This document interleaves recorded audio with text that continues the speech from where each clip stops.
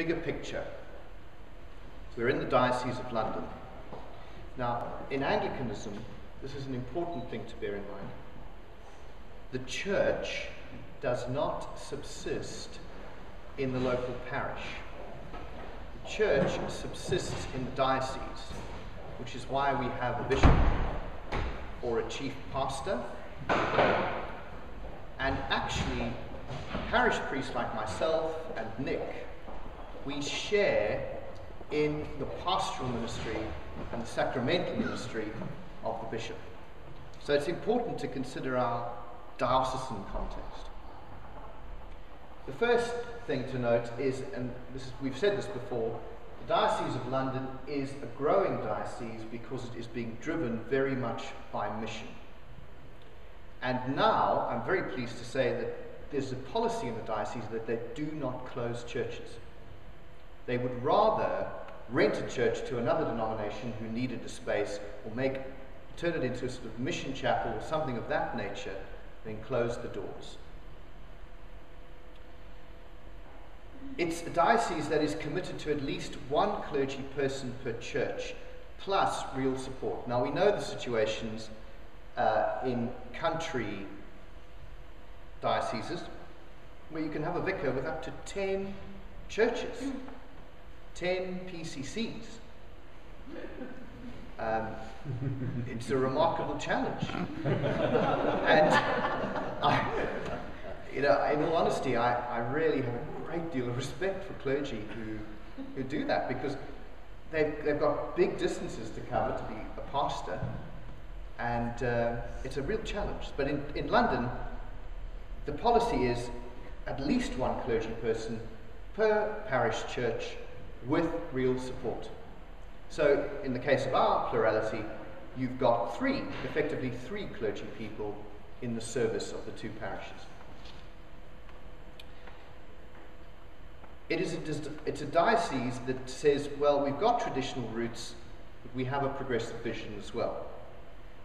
In other words, we're supporting traditional ways of being church, very much like what we do here, plus fresh expressions, including expressions in the workplace and places of leisure. There's some exciting thinking going on around what they'll do at King's Cross if they get the building there.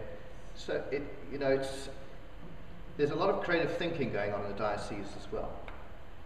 There's world-class, frequent and relevant training for clergy and lay people. A week ago, I was in St Andrews for a conference on theology, aesthetics and culture.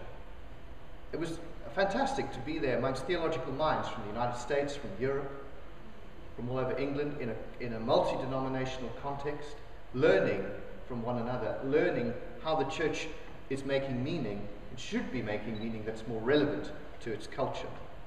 And that's made possible by a diocesan grant for continual ministerial education. And then these are some 2012 vision commitments from the diocese. Recruit and train 2012 ambassadors for Jesus Christ under the age of 35 by 2012. Increase provision in Church of England secondary schools in London by 2,012 places in 2012.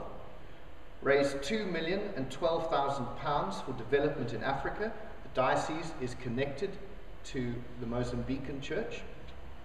And raise £2,012,000 to support the Home Mission Fund, mission within our own boundaries. Now, I could go on and on and on about the various resources and so on that are in the diocese. The question for us is, are we making the most of our diocesan resources? And are we reflecting some of the trends and energies that are in the diocese, kind of riding those energies, if you like? Secondly, skills. Now we're talking within the parish community. We have all kinds of skilled people in our community. We have engineers, teachers, and investment bankers. We have carers. We have computer programmers and academics. We have attorneys, solicitors. We have journalists. We have people who work in the council in various specializations. We have medical professionals. We've had people who come out of an experience in the civil service. We have scientists. We have management consultants, computer engineers, architects. I've left professions out, I'm sure. Can anyone name anything that I forgot? Lawyers? Artists? Train drivers? Bus drivers? The question I have is, do you think we have a shortage of skills in the parish?